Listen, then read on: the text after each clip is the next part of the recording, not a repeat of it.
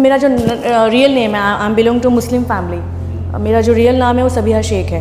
अच्छा। तो हमारी फैमिली में वैसे भी अलाउड नहीं था कि फिल्म लाइन में जाएं। तो आयर बोले कि सुनो, वो ना एक गाना है फिल्म में जिसमें भोलेनाथ के चरणों पर ना तुम्हें सर पटकना है। तो शायद वो एक शॉट को दिक्कत हो सकती है क्योंकि पंडित जी शायद एतराज़ जताएं, तो अपना नाम यहाँ बताना मत।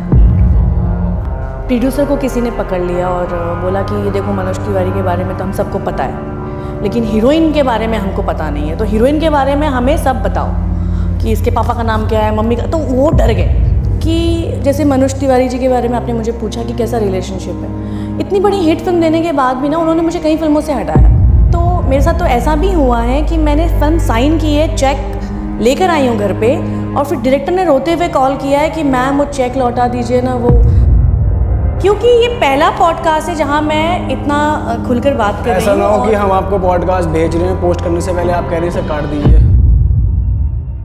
हाँ जी दोस्तों, स्वागत है आपका एक और मज़ेदार एपिसोड में। आज का एपिसोड हमारे लिए भी और आपके लिए भी बहुत स्पेशल होने वाला है, क्योंकि आज पहली बार रियल टॉक पर आ रहे हैं एक भोजपुरी स्टार, एक भोजपुरी एक्टर जिन्होंने 450 से ज़्यादा फिल्में कर ली हैं। और लकीली हमारे भी भोजपुरी के पहले गेस्ट हैं और इनका भी ये पहला ऑफिशियल पॉडकास्ट है, तो बहुत मज़ा आने वाला है। आज हमारे साथ मौजूद है रानी चैटर्जी जी उर्फ सबिहा जी। नमस्ते। नमस्ते, स्वागत है आपका। कैसे हो आप? मैं एकदम ठीक हूँ, आप लोग कैसे हैं? All good. बहुत कैसा लग रहा है? 400 मूवीज कर चुके हो आप, कैसी फीलिंग है कि सेटिस्फाइड हो इतना काम करके?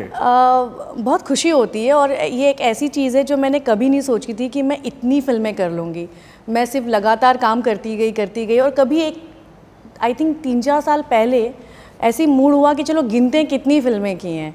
तो जब मैं गिनने बैठी तो कुछ तो मैं भूल भी गई थी। फिर मेरी मम्मी ने याद दिलाया, अरे ये भी तो पिक्चर है, वो भी तो पिक्चर है।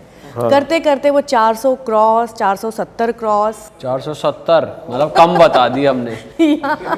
मतलब अगर 470 पिक्चरों की एक फीस भी लगाई जाए तो आज तो आपका बैंक बैलेंस में इमेजिन भी नहीं कर पा रहा। बस इनकम टैक्स की रेट ना पड़े। इसकी हम बात करेंगे, लेकिन बाद में। पहले आपके नाम की बात करते हैं। ये नाम के साथ क्या है झोल थोड़ा, कि रानी चैटर्जी आपका स्टेज नेम है या आर्टिस्ट नेम है? एक्चुअली हुआ ये कि मैं बहुत कम एज में ही अपनी फिल्मों में आ गई थी। ऐसा कुछ भी इरादा नहीं था कि मैं कभी हीरोइन बनूंगी, या मेरी फैमिली को भी ये नहीं पता था कि हमारी फैमिली से कोई फिल्म लाइन में जाएगा। मैं अपने ख़ानदान की पहली लड़की हूँ जो फिल्म इंडस्ट्री में हूँ। सो डांस वांस करती थी स्कूल टाइम पे, और मैं 10th स्टैंडर्ड में थी जब मुझे पहली फिल्म ऑफर हुई। Okay. I am just 14 year old. Film offer हुई मतलब as a lead? As a lead. अच्छा, हुआ ये कि मैं उनका नाम हमेशा मेंशन करती हूँ। एक बहुत ही कॉमेडियन पॉपुलर एक्टर हैं के गोस्वामी जी। आप लोगों ने उनको, शायद आप लोग भी काफ़ी छोटे रहे होंगे, देखते होंगे कोई है विकराल गबराल। तो जो उसमें गबराल थे तो वो हमारे फैमिली फ्रेंड। ये शोज तो सबने देखे, 90s के बच्चों ने तो देखे ही सारे एपिसोड देखे। तो मैं भी उस वक्त 90s किड थी और मैं उनके सेट पे जाया करती थी। और मैंने एक चाइल्ड आर्टिस्ट एक एपिसोड किया था एक टीवी शो में, 24 पाली हिल। उसमें बच्चे का कैरेक्टर था, एक ही एपिसोड था। तो वहाँ मुझे के जी मिले थे। सो जब मैं उनसे मिली, मैं उनसे फ़ोन किया करती, अंकल कहाँ शूट कर रहे हैं, मुझे शूट पे आना है। तो पता नहीं उनके मन में क्या आया, एक फ़िल्म बन रही थी ससुरा बड़ा पैसा वाला। तो उन्होंने मेरी फ़ोटो सजेस्ट कर दी वहाँ और कहा कि बहुत छोटी सी लड़की है, स्कूल पढ़ती है, इसको कोई छोटा मोटा रोल होगा दे दीजिएगा, बहुत बहुत प्यारी है। और मेरी मॉम ने मुझे कहा, मैं स्कूल से आई और मैं लंच कर रही थी, मेरी मॉम ने कहा कि अब के जी ने बोला है कहीं जाना है तो चलो। मम्मी ने अपनी सलवार कमीज़ पहनाई मुझे, तो मैं उनकी ढीली ढाली से सलवार कमीज़ पहन के डायरेक्टर के सामने पहुंची। और मैं स्कूल टाइम से भी बहुत कॉन्फिडेंट लड़की रही हूँ, वो कह सकते हैं बदमाश लड़की रही है। अच्छा। स्कूल में। सो कॉन्फिडेंस तो था ही बात करने का। तो डायरेक्टर ने मुझे देखा और मुझसे सिर्फ 2 सवाल किए और कहा कि तुम डायलॉग बोल लोगी? और मैं ऐसे हाँ बोल लूँगी। ओके। और पूछा कि डांस कर लोगी? हाँ कर लूँगी। ओके। फिर उन्होंने मम्मी से कुछ बात की और कहा कि हम इन्हें बुलाएंगे तो आप लेकर आइएगा।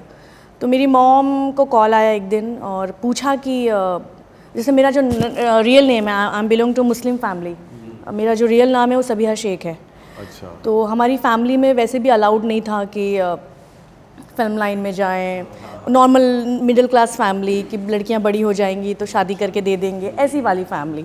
सो मेरी मॉम को पूछा कि सभिया जीन्स शर्ट पहनती है, तो मम्मी ने कहा अभी तक तो नहीं पहना है, तो कहा एक ले लीजिएगा और वही पहना के लेके आइएगा। तो उन्होंने एक स्टूडियो में बुलाया जहाँ कोरियोग्राफर थे। तब तक हमें नहीं पता है क्यों बुलाया है, यही था कि कोई सहेली का रोल मिलने वाला है, कोई सहेली का रोल है, उसके लिए के जी ने बोला है।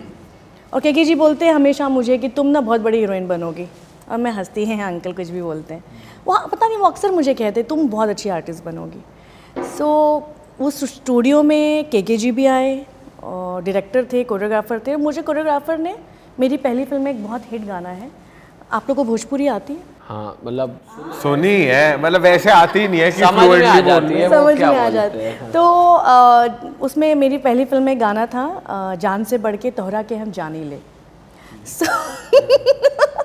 सो उन्होंने मुझे एक मोमेंट दिया। और भोजपुरी की वजह से सॉन्ग्स के टाइटल, मूवीज के टाइटल ना बहुत ही क्वर्की और बहुत ही फनी होते हैं, ये देखा है हमने। एक्चुअली जिनको समझ में आता है ना उनके लिए फ़नी नहीं होता है, अब जिनको समझ नहीं आता ना उनके लिए पर फनी ये हो तो जाता फनी है ना, घाघरे में घोटाला। ये कोई फिल्म है? हाँ, ये फिल्म है डेफिनेटली एल्बम होगी। घाघरे में घोटाला कोई फिल्म नहीं है, घूंघट में घोटाला है। हाँ सॉरी, मेरी गलती है, तो घूंघट में तो घोटाला। इसमें घूंघट में घोटाला का मतलब है कि जैसे उस फिल्म का कॉन्सेप्ट ही है कि दुल्हनें बदल जाती हैं। हाँ। तो इस वजह से उसका मीनिंग है घूंघट में घोटाला। सो क्या हुआ, फिर कोरियोग्राफर ने मुझे कुछ मोमेंट्स दिए और मैं बहुत डर गई क्योंकि वो मेरा हाथ पकड़ रहे थे, मुझे मेरे कमर में हाथ डाल रहे थे, तो मेरे लिए वो पहली बार था। फिर डायरेक्टर को फील हुआ कि डर रही है लड़की, वो मुझे आए मेरे पास, उन्होंने कहा कि सुनो बेटा, आपको जो बता रहे हैं ना आप वही करो, आप इस फिल्म की हीरोइन हो। तब मुझे पहली बार पता चला था कि मैं इस फिल्म की हीरोइन हूँ। और मैं 10th स्टैंडर्ड में पढ़ने वाली लड़की, मैंने डायरेक्ट पूछा हीरो कौन है मेरा। अच्छा। And that time Manoj Tiwari बहुत बड़े सिंगर थे यूपी बिहार के, वो उसमें हीरो थे, उनका भी डेब्यू था उस फिल्म से अच्छा, as an actor. All right. या सो ऐसे ही फिर तैयारी हुई, उन्होंने मुझे भोजपुरी सिखाई, मुझे भोजपुरी नहीं आती थी, भोजपुरी का ग्रामर सिखाया, रिहर्सल्स करवाई और हम शूट पे गए। अब नाम जो मेरा चेंज हुआ, अब तक ऐसा कोई सीन नहीं था कि मेरा नाम चेंज होने वाला है। और मेरी मॉम और मेरी फैमिली को था कि भोजपुरी कौन देखता है, भोजपुरी फिल्में कहाँ आती है, क्या है ये सब। तो मेरी मॉम ने बड़ा कॉन्फिडेंस में लिया फैमिली को कि नहीं नहीं, ये जैसे जा रही है वैसे ही आएगी, मैं इसके साथ जाऊँगी। फाइनली हम सेट पे पहुँचे। पहला दिन गोरखनाथ मंदिर, भोलेनाथ जी के मंदिर में मेरा मुहूर्त होना था। वहीं पे 3 दिन शूटिंग होनी थी फिल्म की, क्योंकि मंदिर का गाना था। तो मुझे रेडी करके बिठाया था मंदिर के किसी कमरे में, मम्मी और मैं बैठे हुए वेट कर रहे हैं कि कब बुलाएंगे। अभी तक मैं हीरो से भी नहीं मिले हूँ। अचानक से डायरेक्टर आते हैं और वो एकदम पसीने से एकदम ऐसे एकदम घबराए हुए लथपथ होके, क्योंकि बहुत भीड़ हो गई थी सेट पे, आए और बोले कि सुनो यहाँ बहुत सारी मीडिया आ गई है। तभी ना प्रिंट मीडिया हुआ करती थी। तभी प्रिंट मीडिया होती थी, तो वो बहुत सारी मीडिया वाले आए थे, क्योंकि एक ज़माने बाद भोजपुरी फिल्म की शूटिंग होने जा रही थी और उसमें बहुत ही पॉपुलर फेस मनोज तिवारी जी थे। तो बहुत ज़्यादा भीड़ हो गई थी सेट पे मंदिर में। तो आए और बोले कि सुनो, वो ना एक गाना है फिल्म में जिसमें भोलेनाथ के चरणों पर ना तुम्हें सर पटकना है, तो शायद वो एक शॉट को दिक्कत हो सकती है, क्योंकि पंडित जी शायद ऐतराज़ जताएं, तो अपना नाम यहाँ बताना मत। तो मम्मी ने बोला तो ये क्या बोलेगी। तो फिल्म का कैरेक्टर था रानी। अच्छा। जो कैरेक्टर नेम था वो था रानी। तो उन्होंने कहा अब रानी बोल देना। तो अभी हमको तो ये नॉलेज नहीं थी चीज़ें, और एक बैक माइंड में चल रहा है ये फिल्म कौन देखने वाला है क्या पता। तो बेफिक्र थे। मीडिया ने पूछा, पहली बार जब मैं तो पहली बार मैंने ज़िंदगी में इतने सारे लोग एक साथ देखे थे, तो मुझसे से पूछा गया किधर से हो, मुंबई से हो, नाम क्या है, रानी, पहली फिल्म, हाँ पहली फिल्म, ये सब आंसर दे दिए। अब हुआ तीसरे दिन जब मेरी मंदिर का ही गाना शूट हो रहा है, प्रोड्यूसर को किसी ने पकड़ लिया और बोला कि देखो मनोज तिवारी के बारे में तो हम सबको पता है, लेकिन हीरोइन के बारे में हमको पता नहीं है, तो हीरोइन के बारे में हमें सब बताओ कि इसके पापा का नाम क्या है, मम्मी का। तो वो डर गए। अच्छा, कि अब सबके नाम बताने पड़ेंगे, खानदान का नाम चेंज करना पड़ेगा। तो उन्होंने बातों बातों में कहा कि देखो बॉलीवुड में रानी मुखर्जी है ना, हम भोजपुरी में रानी चटर्जी ला रहे हैं। अच्छा, तो ये मुझे भी नहीं पता है। वो आए, मेरी मम्मी को बोला कि इसका नामकरण कर दिया आज मंदिर में, रानी चैटर्जी। तो मम्मी ने भी अच्छा ऐसे ही किया, इग्नोर, क्योंकि हमें आइडिया ही नहीं था कि फ़िल्म बहुत बड़ी हिट होने वाली है। फिर शूटिंग हो गई, मैं आ गई बॉम्बे में वापस स्कूलिंग, क्योंकि मेरे बोर्ड एग्ज़ाम थे उस साल, तो मैंने वापस स्कूल जाना शुरू किया। अब फिल्म रिलीज़ हुई। शूटिंग मैंने की थी 2003 के नवंबर में और फिल्म रिलीज़ हुई 2004 के मई में। तो जब फिल्म रिलीज़ हुई तो मुझे नहीं पता था कि फ़िल्म रिलीज़ हो गई है। और हाँ, एक उसके बीच एक चीज़ हुई थी कि मनोज तिवारी जी बहुत एल्बम्स बनाते थे। उनके ना एल्बम्स आते रहते थे, होली के सीज़न एल्बम्स करते रहते जो थे, रिंकिया के पापा वगैरह, या हाँ गुड्डी वाला जो तो एक एल्बम था उनका, शहर की तितली समथिंग, या कोई होली का एल्बम था। तो उन्होंने मम्मी को पूछा कि ये गाना कर देगी। तो अब हमें तो ये नहीं पता, हमें इतना भी आइडिया नहीं था कि फ़िल्म से डेब्यू होना और एल्बम में दिखने में क्या फ़र्क है। मैंने जाके गाना कर लिया और डायरेक्टर को पता चला। डायरेक्टर ने मुझे घर बुलाया, मम्मी को बुलाया, और तभी वो वीसीआर का ज़माना था। तो उन्होंने वीसीआर पे मेरा मंदिर का गाना लगाया। मंदिर का सॉन्ग जब मैंने खुद को देखा कि अरे वाह, हम बड़े खुश हो रही है मम्मी और मैं, कह रही थी मैं कितनी अच्छी लग रही हूँ। और उन्होंने बन किया एक थोड़ा सा दिखा के और कहा कि तुम्हें पता है कि तुम क्या बनने जा रही हो और तुमने ये एल्बम किया कैसे। अच्छा, इतनी डांट लगाई थी उन्होंने मुझे। तब उन्होंने मुझे समझाया कि तुम फिल्म से एज अ हीरोइन डेब्यू कर रही हो। लोग दुनिया जहान कुछ भी बोले कि ये भोजपुरी फिल्म है, कौन देखता है क्या, लेकिन तुमने ये कैसे किया। मैंने कहा मनोज जी ने बोला। तो ये एक बहुत डांट धप्पड़ पड़ चुकी थी। फिर उसके बाद मैं वापस स्कूलिंग शुरू कर दी मैंने। और जब फिल्म रिलीज़ हुई और फिल्म हिट हुई तो मुझे नहीं आइडिया था कि मेरी फिल्म चल गई है। और हमने घर पे भी नहीं बताया था कि कोई रानी नाम से वहाँ छपी हूँ मैं पेपरों में वगैरह वगैरह, कुछ भी आइडिया नहीं हमारी फैमिली को।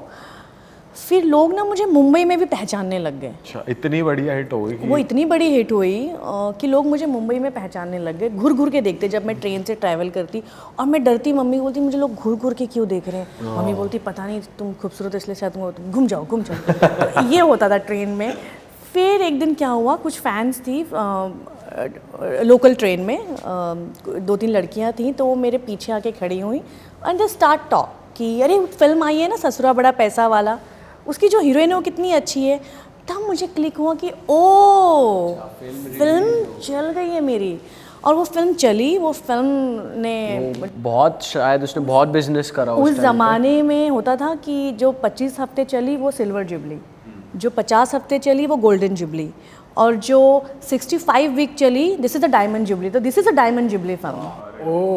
बट कभी आपकी फैमिली को ये कंसर्न नहीं हुआ कि एज गैप कितना है, मतलब मनोज जी और आप में, और आप अभी माइनर हो, अभी तो 14 साल के बच्चे हो। ये भी एक बहुत मज़ेदार बात है कि मैं बहुत हेल्दी थी पहले से ही। बचपन में मैं 15-14 साल की लगती ही नहीं थी, मैं लगती थी 18-19 साल की, क्योंकि मैं काफ़ी हेल्दी थी और हाइटेड थी। सो डायरेक्टर ने अपने 2 असिस्टेंट लगा रखे थे सेट पे कि इसको सुबह उठने के बाद भी दूध पिलाना है, इसको रात को भी दूध पिलाना है, इसका एक इंच कम नहीं होना चाहिए। अच्छा, कि ये कहीं से भी छोटी दिखे। और उन्होंने मेरे 4-5 लुक टेस्ट लिए थे फिल्म से पहले। कैमरामैन वो सब लोग कि इस एंगल से ये बच्ची लगेगी, इस हेयर स्टाइल से ये बच्ची लगेगी, या इस कॉस्ट्यूम से ये बच्ची लगेगी। तो उन लोगों ने सारी चीज़ें अवॉइड की थी।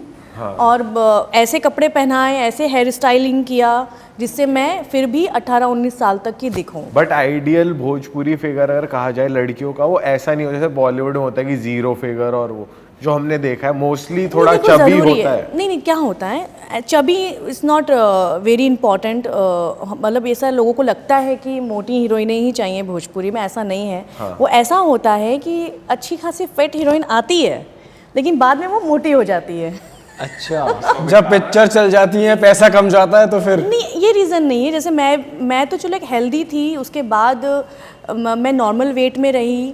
फिर मेरा भी एक टाइम आया कि मैं बहुत ज़्यादा पुट ऑन कर लिया, लेकिन उसमें भी मैं अपने आप को वक्त नहीं दे पाती थी। रीज़न यही है कि जब हीरोइंस आती हैं, नई आती हैं, तो वो बड़ी फिट रहती हैं, बड़ी फ्रेश रहती हैं। लेकिन जब कंटिन्यू अगर आप फिल्म चल गई, आपके पास बहुत काम है, तो वो वेट पुट ऑन होना लाजमी है हमारी इंडस्ट्री में। मुझे ऐसा लगता है एज अ हीरोइन कि हमें कम से कम 25 दिन में फ़िल्म ख़त्म करनी होती है। अच्छा, 25 डेज़ में। और अगर आपके पास लगातार फिल्में हैं तो आप ट्रैवल कर रहे हो, बिल्कुल भी वक्त नहीं मिल पाता है।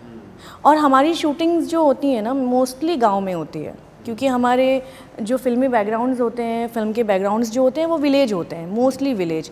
तो ऐसी सी जगह मैं शूट करती हूँ जहाँ पे जिस होटल में मैं रुकी हूँ उसके चारों तरफ सिर्फ खेत नज़र आ रहे होते हैं। अच्छा। तो अब बताओ ऐसी जगह पे रात के 12 बजे एक्ट्रेस आ रही है सोने के लिए, सुबह 6 बजे उठ के फिर जा रही है, और वहाँ पर मैं तो बिल्कुल भी ये उम्मीद नहीं कर पाती हूँ कि जो मुझे डाइट में जो खाना खाना है वो मुझे वहाँ अवेलेबिलिटी मिलेगी। तो जो मिल रहा है वो खाते हैं बेचारी एक्ट्रेस। तो कभी आपको वो हुआ है, सेफ्टी कंसर्न हुआ है कभी ऐसी जगह पे शूटिंग पे, या मतलब पहले ही या पहली मूवी के एक्सपीरियंस फैंस भी बहुत क्रेजी हो जाते हैं जब सेट पे नहीं, जब किसी सिटी में शूट होता है ना तब बहुत टेंशन होता है। मैं एक बार शूट कर रही थी समस्तीपुर, मैं और रवि किशन। तो समस्तीपुर बिहार का एक बहुत ही पॉपुलर प्लेस है, और वहाँ पे फ़ैन फॉलोइंग भोजपुरी फिल्मों के लिए बहुत ज़्यादा है, बहुत ज़्यादा। तो मैं और रवि किशन पहुँचे शूट करने के, तो वहाँ का जो बेस्ट होटल था वो मार्केट में था। तो हमने कहा कि हमें बेस्ट होटल ही चाहिए क्योंकि इतने दिन स्टे करना है। तो ऐसा होता था कि हम सिर्फ 5 दिन रुक पाए वहाँ। जैसे ही हमने चेक इन किया होटल में, बाहर इतनी रश, रात के 1-1, 2-2 बजे तक रश, सिर्फ नाम चिल्लाते रहते मेरा और रवि किशन का कि एक बार आ जाइए, एक बार। तो खैर सिक्योरिटी अच्छी थी हम लोगों की, लेकिन प्रॉब्लम ये होती थी जब हमने शूटिंग शुरू की तो मैं और रवि किशन होटल से निकल ही नहीं पाते थे, शूट पे ही नहीं पहुंच पा रहे, निकल ही नहीं पाते थे क्योंकि इतनी रश। कितना क्राउड वहाँ पे होता था उस टाइम लगभग आपके होटल के बाहर? मुझे लगता है कि वो 50,000 60,000 से ज़्यादा का क्राउड होता होगा। तो 2 दिन तो पुलिस प्रशासन को आना पड़ा है सिर्फ हमारी गाड़ी निकलवाने के लिए। अरे वो हुआ। उसके बाद जब सेट पे पहुँचे तो जैसे गार्डन का सीन है, रोमांटिक सीन है, तो हम गार्डन तक पहुँच ही नहीं पाए। बाप रे। तो ऐसे कैसे फिर शूटिंग होती कैसे हुई नहीं शूट 5 दिन में। फिर हमने लोकेशन डिसीजन चेंज लिया नहीं कि पैकअप किया फिल्म का, फिर हमने मुंबई में उसको शिफ्ट किया उस फिल्म को। तो ऐसे बहुत सारे इंसिडेंट हुए हैं। फैंस तो हैं ही, और उन लोगों के साथ हम लोग बोल भी नहीं सकते हैं कि हट जाओ या एग्जैक्टली। ये हमें आइडिया कम था कि भोजपुरी आर्टिस्ट मतलब कि इतना लोग प्यार करेंगे कि 60,000 लोग, 50,000 60,000 तो मैंने बहुत कम बोला है, लाख और में भी लोग होते होते हैं। यस। अच्छा रानी, आपने मनोज तिवारी जी के साथ आपने बताया डेब्यू किया था, तो अब आपने इतना काम कर लिया, 400-500 पिक्चर कर लिए, अभी आपका बॉन्ड कैसा है उनके साथ? अच्छा ही है बॉन्ड, क्योंकि अभी तो वो पॉलिटिक्स में भी चले गए हैं। तो कभी कभी हम लोगों की मुलाकात होती है किसी फंक्शंस में या त्योहारों पे, वो विशिंग करना, वो सारी चीज़ें, जन्मदिन पे। तो इस तरह का एक नॉर्मल उनके साथ रिलेशनशिप है। एक चीज़ बताओ मेरे को कि जैसे आप अभी हम बात कर रहे थे डाइट वाली, डाइट और वर्कआउट, और तो क्या भोजपुरी सिनेमा में एक्ट्रेसेस का इतना से नहीं होता कि मैं बोल पाऊँ कि डायरेक्टर से मेरे को ये रिक्वायरमेंट्स हैं, या मेरे को इतने बजे से इतने बजे तक टाइम चाहिए अपने लिए, या मेरे को एक हेल्पर चाहिए जो मेरी डाइट प्रिपेयर करेगा, या टैंट्रम्स थ्रो नहीं कर सकते? बोल सकते हैं, लेकिन क्या होता है अगर सपोज टू मैं कोई ऐसे गांव में हूँ जहाँ से शहर ही 1 घंटे की दूरी पे है, और रिक्वायरमेंट देने के बाद वो शाम तक आए, तो एक्ट्रेस क्या करेगी बेचारी? क्या होता है ना कि जैसे हिंदी, हमेशा लोग कंपेयर करते हैं हिंदी सिनेमा से या साउथ के सिनेमा से भोजपुरी को। भोजपुरी का बजट बहुत कम होता है फिल्मों का। कितना बजट होता है? मैं नहीं बता सकती। बता दो ना क्या हो गया। लगभग पिक्चर का लगभग 80 लाख to 1 करोड़। ओके। 1 करोड़ इतना ही बजट होता है। उससे कम की भी फिल्में होती हैं आजकल तो बॉलीवुड मतलब वेब सीरीज भी कह लो, बॉलीवुड भी कह लो, ऐसे बजट की बन रही है जो गांव में शूट हो रही है, मतलब इतने बजट में तो बन रही है। वो टेक्निकली वो टाइम लेके बनाते हैं, हमारे पास टाइम ड्यूरेशन बहुत कम होता है। पर इतनी ऐसी वो क्या भगदड़ है कि भाई 25 दिन में मूवी खत्म, फिर नेक्स्ट मूवी, ऐसे मतलब हड़बड़ी क्यों है? क्योंकि बजट, और यहाँ पर किसी को भी ना, जैसे अभी मैंने 3-4 साल से मैं उस स्टेज पे आ गई हूँ कि मैं अब खुद को भी समय देती हूँ और फिल्में भी करती हूँ। लेकिन जब लोग एकदम भागम दौड़ी में होते हैं, उनको कोई फिल्में भी नहीं छोड़नी है, इधर भी करना है उधर भी करना है, तो वो तो उनकी अपनी पर्सनल चॉइस है। और प्रोड्यूसर के पास और डायरेक्टर के पास एक ड्यूरेशन होता है 25 दिन का।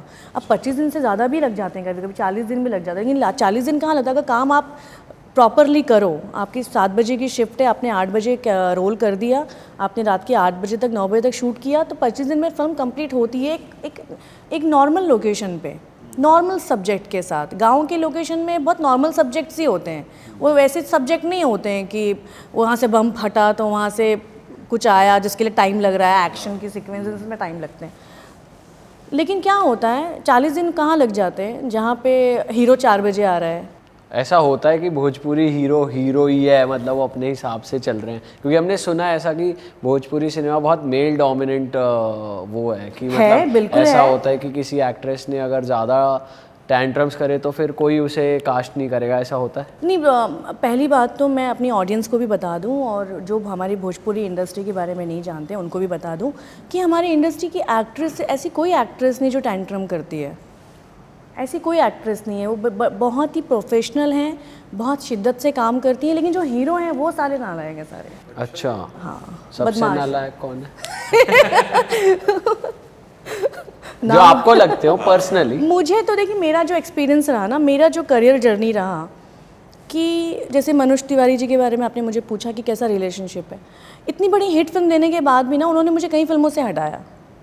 अच्छा, एक्टर के पास इतना वो होता है कि वो डायरेक्टर से या प्रोड्यूसर से बोल सके? क्योंकि हमारे जो डायरेक्टर प्रोड्यूसर्स हैं वो लोग एक बहुत ही गांव से ही आए हुए प्रोड्यूसर्स हैं। उनके लिए सब कुछ करता रहता हीरो है, तो अब हीरो ने अगर सपोज तो 4 दिन शूट करके वो 5 दिन नहीं आया तो उनका बहुत बड़ा नुकसान हो जाएगा। अब हीरो नाराज़ हो जाए कि ये हीरोइन क्यों ली तुमने, मैं नहीं आ रहा शूटिंग और ये पे। तब है जब आप वो दे चुके हो, ऑडिशन वगैरह सेलेक्ट हो चुके हो, तब ऐसा हटाया? वैसे ही? यस। मैंने तो, मेरे साथ तो ऐसा भी हुआ है कि मैंने फिल्म साइन की है, चेक लेकर आई हूँ घर पे, और फिर डायरेक्टर ने रोते हुए कॉल किया है कि मैम वो चेक लौटा दीजिए ना, वो रानी ऐसी सी बात है। तो वो चेक क्लियर भी हो गया मेरे अकाउंट में, फिर मैंने अपना चेक साइन करके दिया कि और ऐसा हुआ क्यों है कि हीरो नहीं चाहते थे? रीजन क्या देते थे, मतलब बस ऐसे ही? नहीं, वो हीरोइन ही नहीं लगती थी मैं उन लोगों को। आपने कभी 1 to 1 पूछा है कि? हुआ था एक बार, जैसे मनोज जी, मुझे ऐसा लगता था कि मनोज जी काफ़ी सपोर्टिव है मेरे लिए, बट ऐसी कई फिल्में हुई जिसमें मैं गई, मीटिंग की, फाइनल हो गया, बजट फाइनल हो गया, डेट्स फाइनल, और मैं फिल्म से हटा दी गई।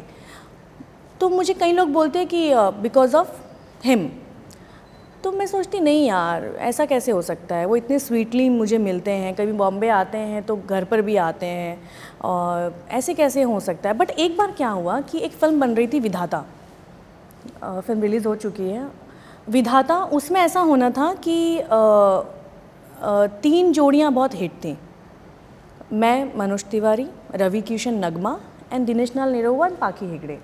तो वो फिल्म के लिए प्रोड्यूसर ने हम तीनों को साइन किया, क्योंकि हम तीनों की जोड़ी पहली बार दिखनी थी उस फिल्म में। मैं बहुत एक्साइटेड थी, हम सब बहुत एक्साइटेड थे। मैंने साइन कर लिया। मुहूर्त पहले ना मुहूर्त बड़े बड़े लेवल पर हुआ करते थे फिल्मों के, तो मैं मुहूर्त में भी गई, मीडिया से मिली, सारी चीज़ें हुई, और सडनली मुझे पता चलता है कि मुझे फिल्म से हटाने की बात चल रही है, सिर्फ मुझे। यहाँ अच्छा। तो मैंने जो प्रोडक्शन कंट्रोलर थे, मैंने उन्होंने मम्मी को कहा कि अरे हम लोग बहुत लड़ रहे हैं कि रानी ही चाहिए हम, क्योंकि हमको तो जोड़ी चाहिए, और उनका कहना है कि उनको हिंदी की कोई एक्ट्रेस हैं वो चाहिए। तो मेरे लिए घबराहट ये हो रही थी उस फिल्म के लिए कि अगर इतनी बड़ी फिल्म से मैं मुहूर्त में जाने के बाद मुझे हटा दिया जाएगा तो कितना इम्पैक्ट पड़ेगा मेरे ऊपर। बाकी हीरोइंस तो वही हैं, सिर्फ रानी को हटा दिया गया तो कितना इम्पैक्ट पड़ेगा। तो अंदर ही अंदर बहुत घबराहट थी, जबकि मैं बहुत अच्छा काम कर रही थी ऑलरेडी, लेकिन ये एक कि बड़ी फिल्म से हटा देना। बहुत प्रे किया कि ऐसा ना हो, लेकिन फाइनली उस फिल्म से मुझे हटा दिया गया।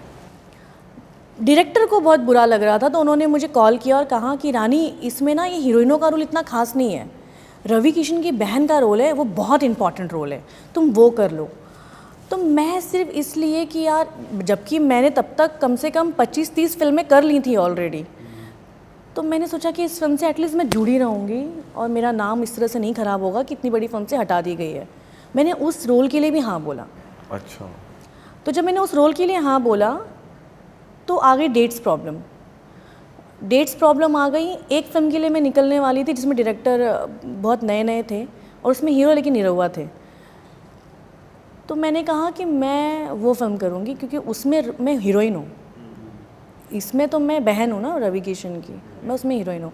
और मैंने डिसीजन लिया कि मैं इस फिल्म को फाइनली ना करूँगी और फिर मैं दूसरी फिल्म के लिए गई। और लकीली जो फिल्म मैंने की लागल रहे Raja ji, the super hit blockbuster film, और विधाता को तो पानी भी नहीं मांगा उसने। लेकिन तब मैंने मनोज जी को फाइनली एक पहली बार कॉल किया और यहाँ तक भी हो गया था कि मुझे ना बातचीत भी सुना दी गई थी।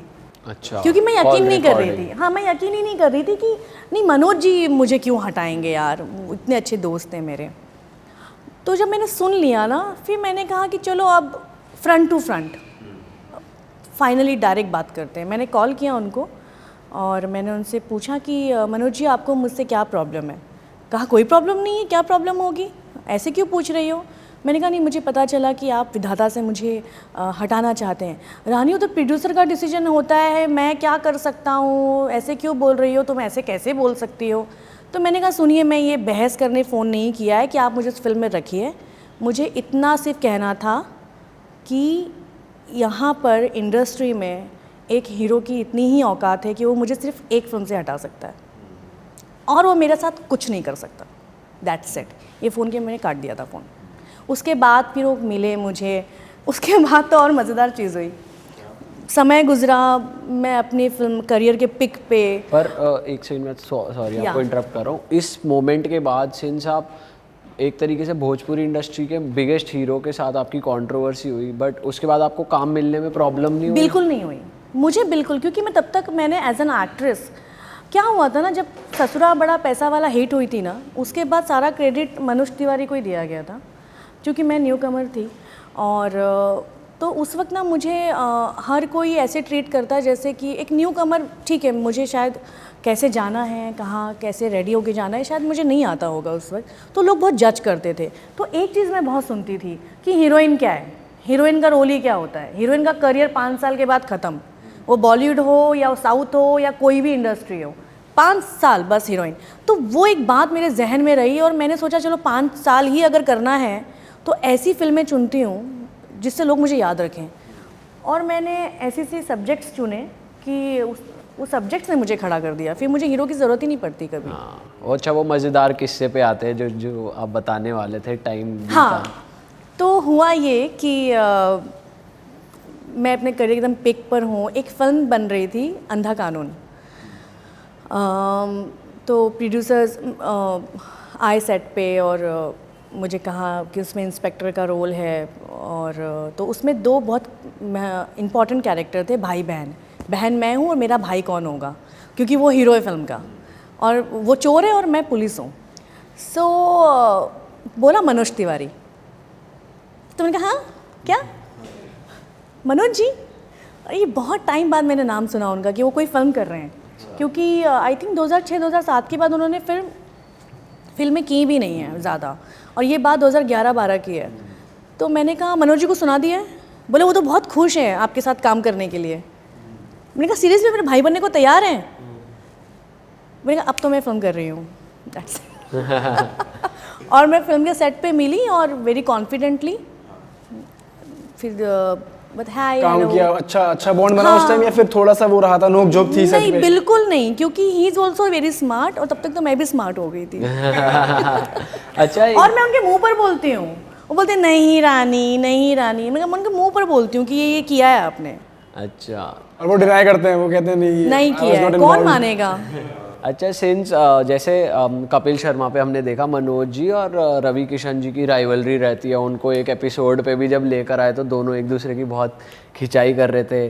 तो ऐसे ही एक्टर्स के बीच में बहुत कंट्रोवर्सी रहती है भोजपुरी सिनेमा में, एक्ट्रेसेस में भी रहती है कुछ। एक्ट्रेसेस में आपकी रही कोई राइवलरी कि भाई इधर से आप पीक पे, उधर से कोई और पीक पे? नहीं, हमारे हीरो ही इतना ज़्यादा कंट्रोवर्शियल्स हैं, अब बेचारी हीरोइनें क्या करेंगी, वो तो उनको शांत रहना ही पड़ेगा ना। अच्छा, आप देखो अगर आपने भोजपुरी की कंट्रोवर्सी देखी होगी तो एक आध कोई हीरोइन का आ गया होगा, बाकी तो हीरो ही लगे पड़े हैं। वो वाला जिम्मा उन्होंने ले रखा है एक्चुअली।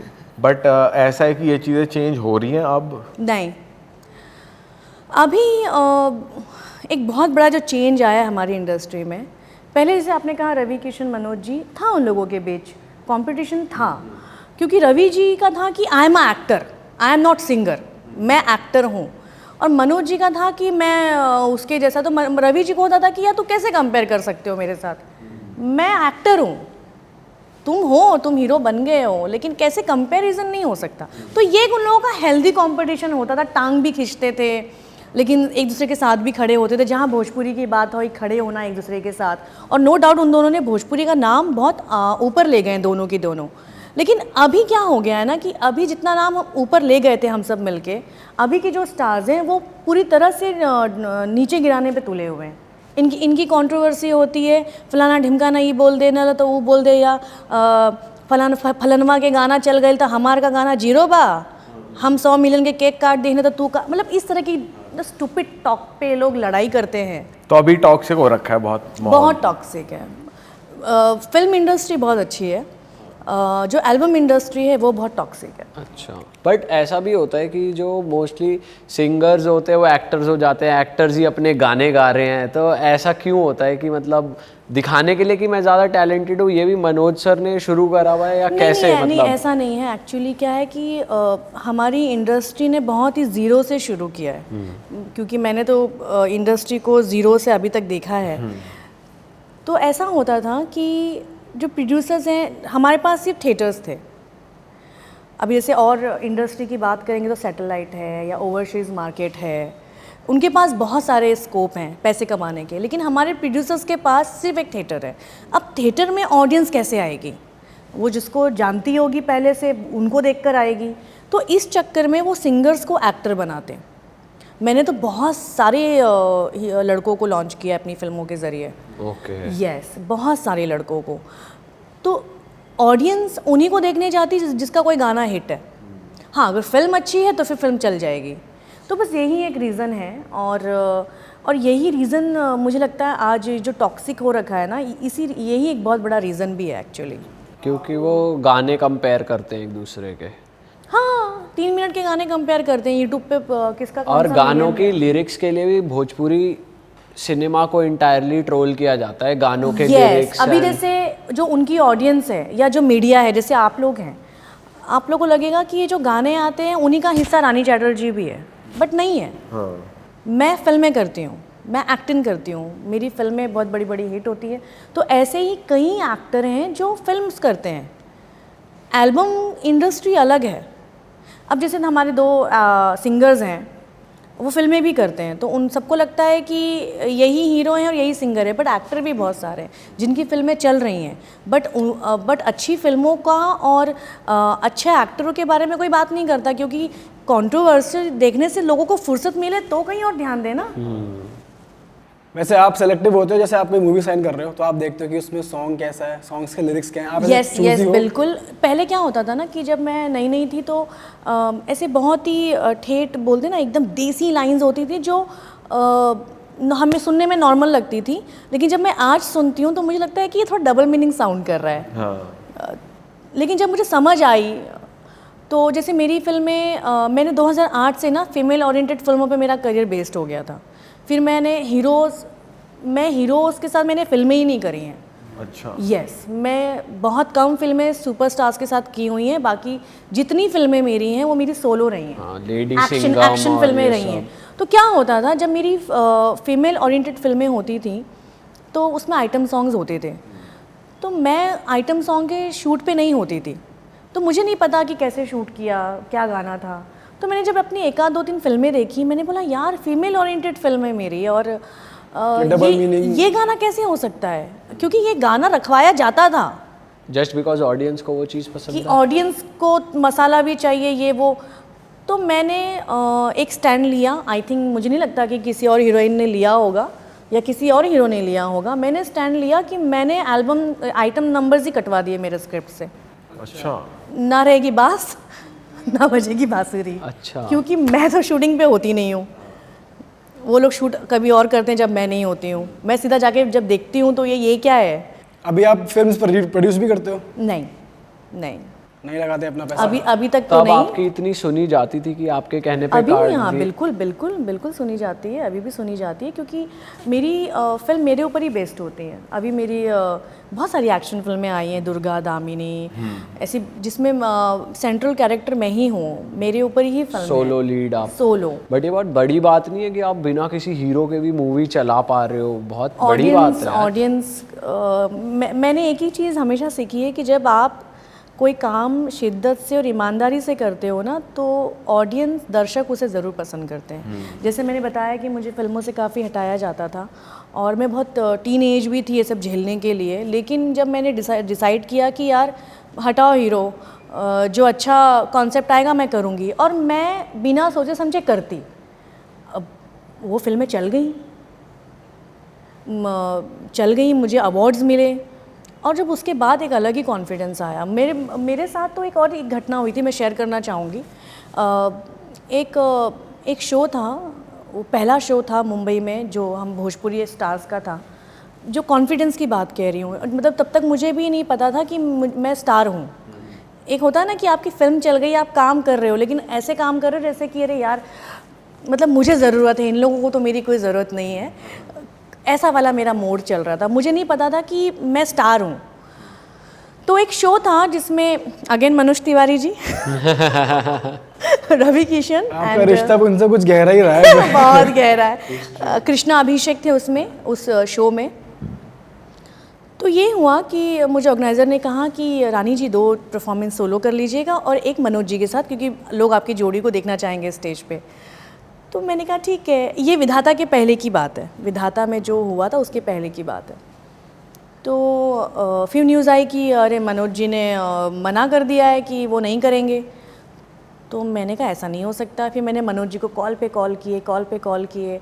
मनोज जी ने उठाया, क्या हो गया रानी? मैंने कहा अरे मनोज जी वो परफॉर्मेंस करनी थी, आप मना कर रहे हो? तो बोलते हैं कि अरे वो ऑर्गेनाइज़र ने बोला है कि नगमा जी के साथ करना है। मैंने कहा मनोज जी प्लीज़ एक परफॉर्मेंस कर लीजिए ना, अब मैं स्टेज पे चढ़ूँगी, लोग मेरे को देख के ताली भी नहीं बजाएंगे, बड़ी बेइज्जती हो जाए। मैं ऐसे बात कर रही हूँ। ये 2008 की या 7 की बात है।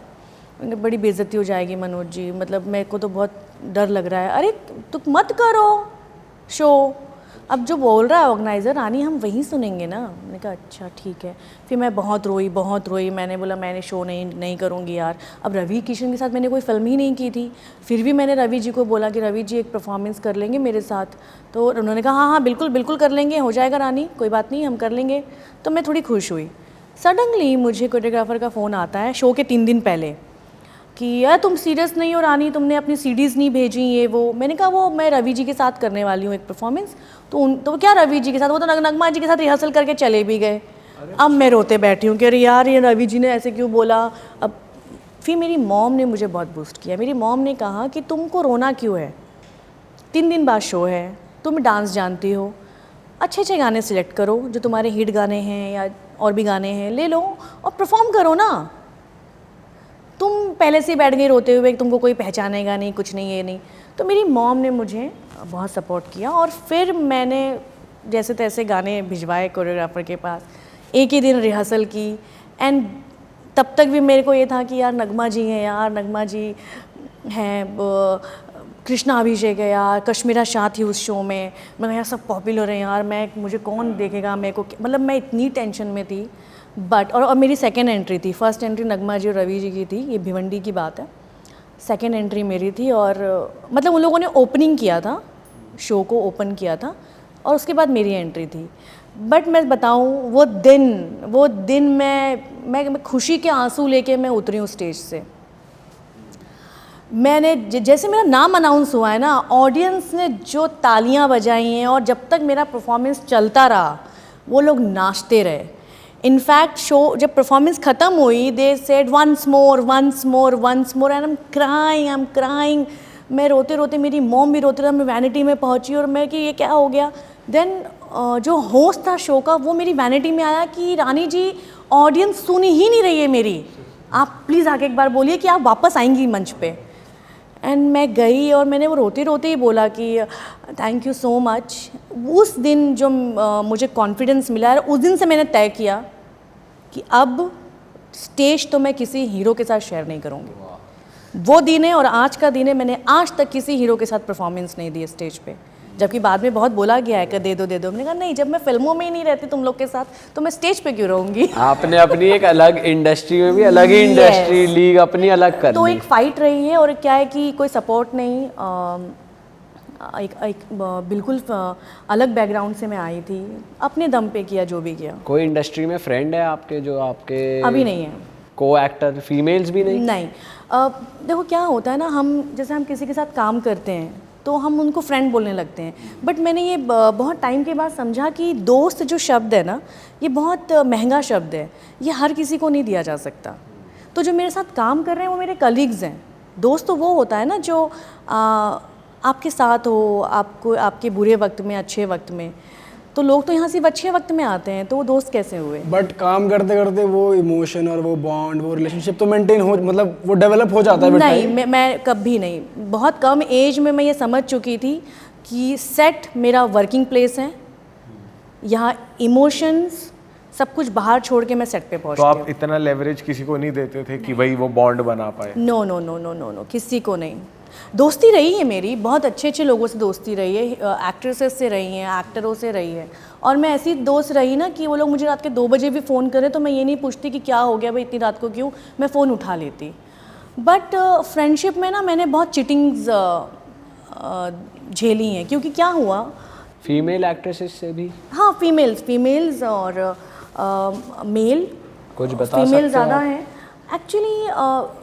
मेरे साथ प्रॉब्लम ये रही सबकी कि मैं, अभी जैसे हम 4 एक्ट्रेसेस बैठी हैं, दे आर बेस्ट फ्रेंड्स, और वहाँ बात हो रही है कि यार फिल्मों में अरे यार वो हीरो उसी को कास्ट कर रहा है यार, हमारा तो नंबर ही नहीं लगता। अब लेकिन वहाँ एक ऐसी भी हीरोइन बैठी है जो कि मैं, जो इस भरोसे कभी काम ही नहीं किया हो, तो मेरा कॉन्वर्सेशन बिल्कुल अपोजिट कि क्या तुम लोग वो हीरो हीरो हीरो अपने दम पे करो ना, अच्छा काम करो, 4 प्रोड्यूसर खुद ही साइन करेंगे। तो ये जो एक कॉन्ट्रास्ट कॉन्वर्सेशन हमेशा रही, तो जब मैं हटती तो बोलते हैं आपने आपको क्या ये ज़्यादा समझती है, ये वो ऐसा वैसा, तो मैं हमेशा अलग रही और वो लोगों का ग्रुप रहा। तो ये जब मुझे बाद में मालूम पड़ा तो मुझे समझ में आया कि जिस तरीके से मैं सोचती हूँ, ये कंफर्म था मेरे साथ कि अगर मुझे बहुत कुछ बुरा करके फिल्में करनी पड़ती, मैं इंडस्ट्री को बाय कर देती, मैं बाय कर देती। इसमें कभी ऐसा महसूस नहीं किया अकेलापन की बात करने को लोग नहीं है, नहीं,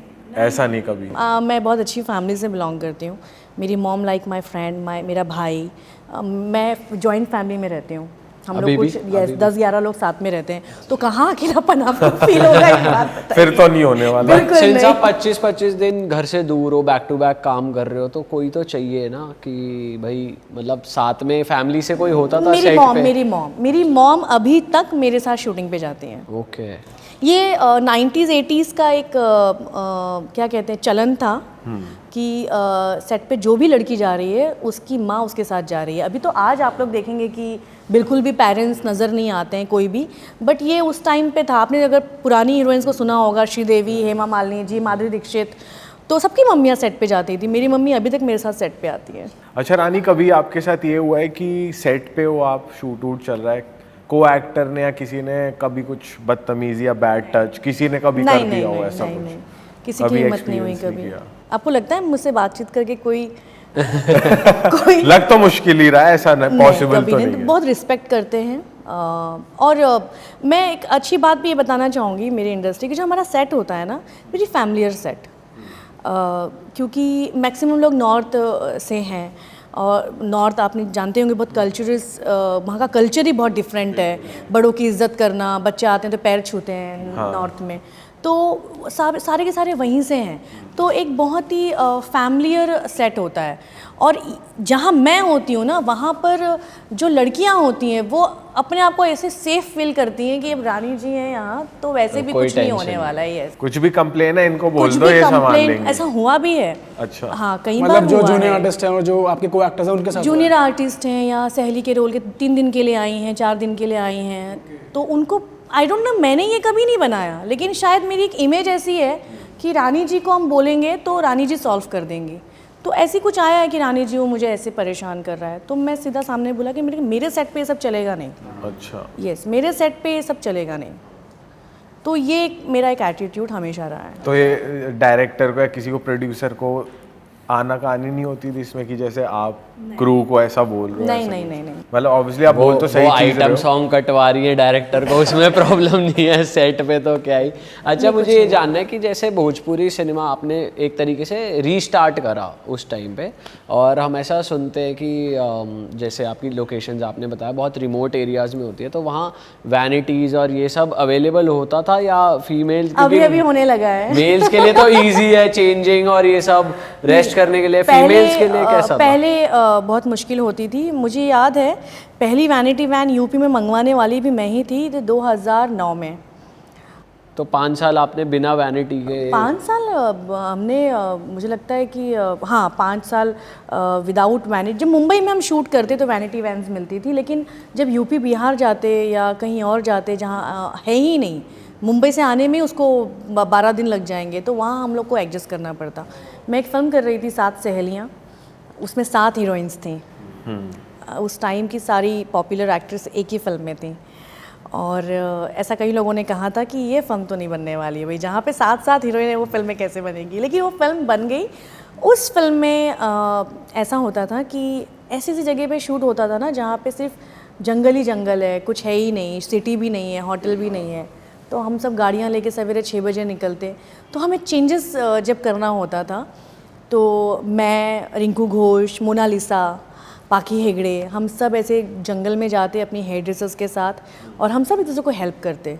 हम तंबू बनाते और फिर वहाँ पे हम चेंज करते। तो एक चेंज करती तो एक निगरानी रखती, कोई आ तो नहीं रहा, कोई दिख, मतलब इतनी अच्छी केमिस्ट्री रही है। तो ऐसा भी निकाला है हमने टाइम। अच्छा मैम, जैसे रवि किशन जी हैं, उन्होंने बहुत अच्छी मतलब अपनी स्पेस बना ली है बॉलीवुड में, काफ़ी बड़े लोगों के साथ काम भी करा है बॉलीवुड इंडस्ट्री के। और जो जैसे मनोज तिवारी जी के बारे में भी कह सकते हैं, वो भी दिखे हैं बॉलीवुड के एक्टर्स। बिल्कुल गाते हैं ना अभी, उनका हिंद का सितारा।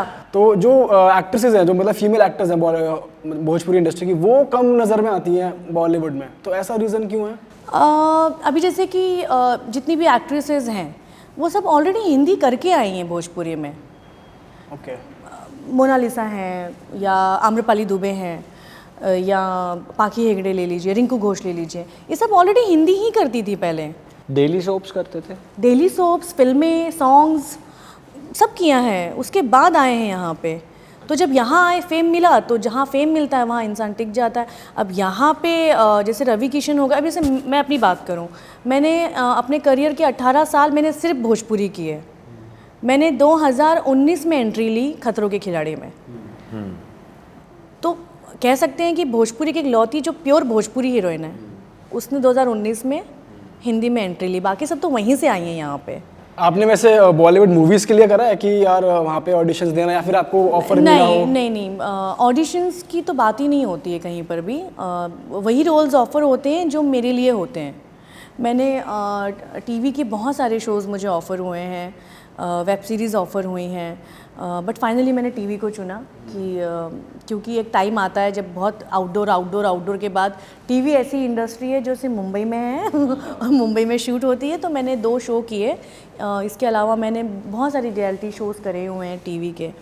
तो अच्छा, हमने बॉलीवुड के बारे में काफ़ी सुना है कि बॉलीवुड की पार्टीज़ ऐसी होती हैं, या मतलब जो भी होता है कैसे करते हैं, हमने सुना है थोड़ा बहुत तो, बट भोजपुरी में कैसे करते हैं एक्टर्स आपस में, मतलब वो कैसा व्यवहार रहता है, करते हैं, होती है या नहीं होती? ऐसा कुछ भी नहीं है। पहले होता था, पहले अक्सर रवि जी अपने घर पे पार्टी रखते थे और हम सब हीरोइनें जाती थी वहाँ पे, एक्टर भी आते थे। बट अभी तो इतना ग्रुप हो गया है ना कि इस फलाने स्टार का आदमी अगर इस पार्टी में आया तो वो भी बहुत भयंकर तमाशा हो जाएगा। हाँ, मतलब उधर काम कर रहे हो तो इधर की पार्टी में नहीं आ सकते, इधर काम कर रहे हो तो उधर की पार्टी में नहीं जा सकते। इसी चक्कर में कई हीरोइंस भी ट्रोल हो जाती हैं। अगर एक हीरोइन ने किसी के साथ कोई गाना किया है और वो फलाने के किसी फंक्शन में दिख भी गई ना, तो ऐसे ट्रोल करेंगे जैसे कि वो हीरो की जागीर है वो हीरोइन। अच्छा, हाँ, तो ऑडियंस ही करती है ट्रोल? ऑडियंस करती है, या मुझे तो कभी कभी ऐसा लगता है कि ये लोग बिठा रखा है इन लोगों ने। अच्छा पेड नेगेटिव पीआर करवाना। अच्छा, क्योंकि ऑडियंस को क्या लेना देना है इस चीज़ों से। आप एक बात बताओ, अभी अगर मैंने यहाँ पर नाम ले लिया ना, किसी भी एक का नाम अगर मैंने ले लिया, तो ऐसे ऐसे लोग आपको नज़र आएंगे आपके पेज पे जो आपको फॉलो भी नहीं करते होंगे। और वो हेट कमेंट्स और ट्रोल करेंगे। हाँ, पता नहीं अचानक से ऐसी बाढ़ आएगी ना ट्रोलिंग की कि वही नज़र आएगा, सिर्फ अच्छे कमेंट्स नज़र ही नहीं आएंगे। तो ये कैसे होता है? अब उन लोगों को लगता है कि हमें पता नहीं है, लेकिन हमें सब पता है, सबको पता है। तो ये ग्रुप बहुत है। तो अभी पार्टीज और ग्रुप की वजह से क्या होता है ना कि ये लोग सपोर्टिंग एक्टर में भी लड़ाई करवा के रखते हैं, हीरोइनों में भी करवा के रखते हैं। जो अभी की हीरोइंस हैं, मुझे अभी की हीरोइंस कभी भी पार्टीज करते तो नज़र नहीं आई। मैं, पाखी हेगड़े, रिंकू घोष, आम्रपाली दुबे, हम सब दिखेंगे आपको एक साथ, कहीं ना कहीं नज़र ज़रूर आएंगे। लेकिन इन हीरोज़ के साथ काम करने वाली हीरोइंस तो मुझे अभी तक कभी भी पार्टीज करते नज़र नहीं आई। और इतने सालों में जैसे आप शूट भी, पार्टी भी, जो भी होता था, और उधर की तरफ, बिहार की तरफ भौकाल बहुत ज़्यादा है लोगों का, डॉन्स भी हैं, पॉलिटिशियंस भी हैं। तो कभी ऐसा हुआ है सेट पे कोई आया हो, किसी ने बदमाशी दिखाई हो नहीं। या कुछ कभी नहीं हुआ ऐसा? नहीं, कभी नहीं हुआ। मैं बहुत ही ईमानदारी से ये आंसर करूँगी। इतने सालों में मैंने इतनी फिल्में कर ली हैं ना वहाँ पे कि ऐसा कोई गांव, ऐसा कोई शहर नहीं है यूपी बिहार का जहाँ मैंने विज़िट नहीं किया है। इतने प्यारे लोग हैं, भोले लोग हैं, बहुत ही इनोसेंट लोग हैं। आपको घर पे जाएंगे तो वो पानी और गुड़ लाकर सबसे पहले रखेंगे, पूछेंगे भी नहीं कौन है आप, कुछ भी नहीं, सीधा उनका वेलकम ही ऐसे होता है। तो ये एक्चुअली र्यूमर्स हैं कि लोग, पर पॉलिटिकल इन्वॉल्वमेंट है नहीं। And they are also very sweet. अच्छा, पॉलिटिकल भी, जैसे कहीं हम शूटिंग के लिए जाते हैं तो वहाँ के प्रशासन से, वहाँ की पुलिस से, विधायक से तो लेटर्स लेना ही पड़ता है। दे आर वेरी सपोर्टिव, बहुत सपोर्ट करते हैं। इनफैक्ट अगर शूटिंग पे कोई सामान की कमी है, आओ हम हमारे घरे वाले ला के, दिस काइंड ऑफ पीपल। अब आई डोंट नो ये मिर्ज़ापुर और इस काइंड ऑफ वेब सीरीज़ क्यों दिखाते कि वहीं पे कट्टा लेके घूमते हैं लोग। अच्छा, ऐसा नहीं है।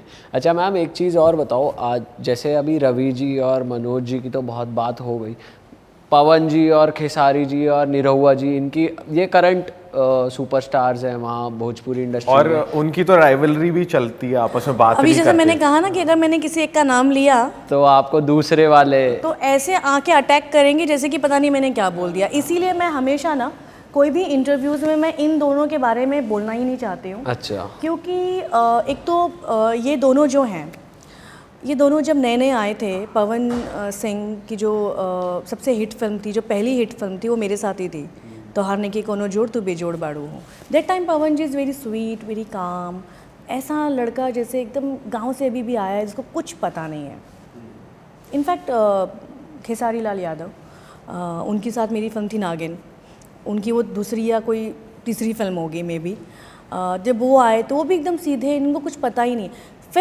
भोजपुरी फिल्म इंडस्ट्री ने इन लोगों को सजाया, डिज़ाइनर्स दिए, सेट पे डांस, एक्टिंग, हर चीज़ में उनको ट्रीट किया, बहुत अच्छे से ट्रीट किया। बट अभी ये लोग इतना खिलाफ बात करते हैं कि हम हैं, हम जो हैं हम हैं। ऐसा नहीं है, भोजपुरी किसी से नहीं है, भोजपुरी से आप हैं। बट अभी इन लोगों का जो एटीट्यूड है, इस वजह से मैं इन लोगों के बारे में ना बात करना ही नहीं चाहती हूँ, इन दो के बारे में स्पेशली, क्योंकि ऑडियंस को ये वही बताते हैं जैसे कि होता ना कि वुमेन कार्ड, हमेशा वुमेन को बोला जाता है वुमेन कार्ड प्ले करती हैं, ये मेन कार्ड्स प्ले करते हैं कि इनके साथ बहुत अत्याचार हुआ है, इनके साथ तो इतना अत्याचार हुआ है, उसके बावजूद ये लोग इस स्टेज पे पहुँचे हैं। इस तरह का रोना रोते हैं पब्लिक के सामने। पर ये राइवलरी सच है या फैन मेड है? मुझे फेक लगती है। अच्छा, मुझे फेक लगती है। स्टार्टिंग में हम सब एक्टर भी बहुत सीरियस लिया था हमने कि ये लोग क्यों लड़ रहे हैं यार, क्यों लड़ाई कर रहे हैं। क्योंकि मेरी तो बात भी होती है पवन जी से, खेसारी जी से, तो नहीं उसने ऐसे बोला, उसने तो ये हम लोग ने सबने उनको समझाने की कोशिश की। इंडस्ट्री वालों ने हमेशा चाहा है कि आप लोग के पास खुद के नंबर्स हैं ना, घर भी पता है, आपको मामला सॉल्व करना है, आप कॉल कर लो, मिल लो। सही बात है। लेकिन नहीं, एक तो ये जो लाइव वाला जो मोमेंट आ गया है ना, बटन दबाओ और लाइव जाओ, फिर वहाँ पे डेरिवेटरी कमेंट्स का। आप बताइए कब लाइव होने से और सोशल मीडिया पे अपनी प्रॉब्लम शेयर करने से किसकी प्रॉब्लम सॉल्व हुई है? हुई है? किसी की नहीं। तो ये चाहते ही नहीं है सॉल्व करना। ये तो आजकल यूट्यूबर्स भी कर रहे हैं, लाइव जा रहे हैं, लड़ाइयाँ हो रही हैं और धमकियाँ दे रहे ये हैं। क्यों है? क्योंकि उनको पता है कि ऑडियंस यही देखने के लिए आएगी आपके एक पेज। मसाला है, एक एंटरटेनमेंट है ऑडियंस हाँ, के लिए लोगों थोड़ा। को झगड़े बहुत पसंद आते हैं, तो लोग झगड़ा देखना चाहते हैं। तो ये दोनों का जब एक बार हुआ, 2 बार हुआ, 3 बार हुआ, तो हम सबको बाद में समझ में आ गया कि ये दोनों जानते हैं कि ये दोनों नहीं लड़ेंगे, तब तक इनके गाने देखने के लिए कोई जाएगा नहीं। जब लड़ते हैं ना, उसी वक्त जब कोई गाना आता है वो बड़ा मिलियन पे जाता है। मतलब जानबूझ कंट्रोवर्सी क्रिएट की जाती है उस क्रिएट hype के लिए, करते उस हैं बज़ के लिए। ऑफ कोर्स उनको कुछ नहीं करना है, उनको एक शब्द बोल देना है। फिर उन्होंने जो पेड रखा हुआ है ना, भाड़े के उनके जो टट्टू हैं, वो लोग अपना सारा काम कर देते हैं। अब इस बात पे भी लोग मुझे बोलेंगे आके, इस बात पे भी बहुत कुछ लिखेंगे आके। मुझे भी लग रहा पता है कि आपके मन में बहुत भरा हुआ है। क्योंकि ये पहला पॉडकास्ट है जहाँ मैं इतना खुलकर बात कर रही ऐसा हूँ। ना हो कि और- हम आपको पॉडकास्ट भेज रहे हैं, पोस्ट करने से पहले आप कह रहे हैं इसे काट दीजिए, ये वाली बात मत डालो। नहीं, मैं वही बोलती हूँ जो चाहती हूँ कि लोगों तक पहुँचे। और मैं ये चाहती हूँ कि जो हमारी ऑडियंस है, जो बहुत इनोसेंट है, जो जानती है, जो जानती भी नहीं है कि ये सब झूठ बोलते हैं लोग, वो रोना रोते हैं आके, इमोशनल ब्लैकमेल कर रहे हैं। अब मेरी कोई फिल्म आ रही है, ठीक है, और मैं उसके 1 हफ्ते पहले कुछ ऐसा कर दूं कि हर कोई मुझे गूगल पे सर्च करे जाके, तो ये एक प्लान्ड होता है। आप ऐसा काम करो कि लोग मजबूर हो जाएं आपका काम देखने के लिए। That's why. और इसका ना बहुत बुरा असर पड़ रहा है हमारी इंडस्ट्री पे, बहुत बुरा। अभी कोई नई लड़की को कास्ट करना हो तो बोलते रहे भोजपुरी नहीं नहीं नहीं नहीं नहीं, ऐसे से होता है वहाँ पे। ये लोग इस तरह का क्रिएट कर रहे हैं। कोई हीरोइन इनके साथ आती है बेचारी गाना करने के लिए बड़ी एक्साइटमेंट में कि यार सुपरस्टार है यार भोजपुरी का। वो गाना करने के बाद वो लड़की भी अचानक से कंट्रोवर्सी की शिकार हो जाती है, क्योंकि अगर वो लड़की उसके साथ गाना करने के बाद किसी और के साथ गाना करती है ना, तो उसको इतनी गालियाँ लिखते हैं जाके। ये कौन सी इंडस्ट्री में होता है?